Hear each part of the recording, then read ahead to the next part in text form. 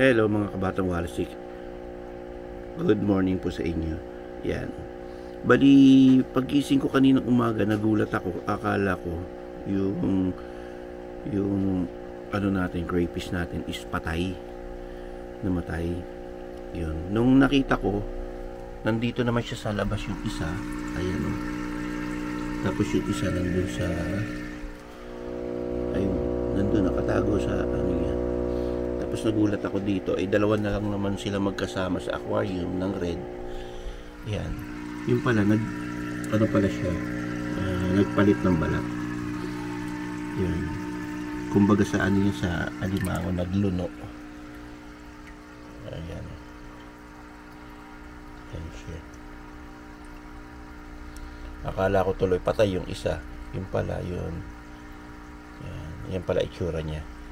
Pero sabi ng mga iba sa vlog, wag daw natin tatanggalin, pabayaan lang natin siya doon kasi kinakain niya rin daw yan.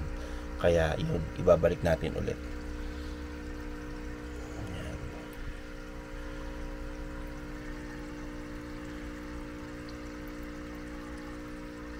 Ayan. Binalik natin ulit.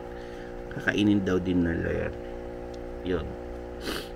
Ayan na siya. Medyo hindi na dark yung kulay niya, oh. Parang shrimp bagong luto, nag-orange na siya, hindi na siya red. Yan ang kulay niya ngayon. Yan, bali yan lang ang update ko ngayon at nakita natin kung paano siya magbalat. Yan, ganun pala ang ano niya, style ng pagbabalat niya. Halos parang pag hinawakan nyo siya buong buo, parang siya pa rin na yung parang patay lang na parang may laman pa sa loob, sa may ulo, ganun. Okay guys, yan lang muna maibablog natin, mapapakita ko sa inyo. Thank you for watching.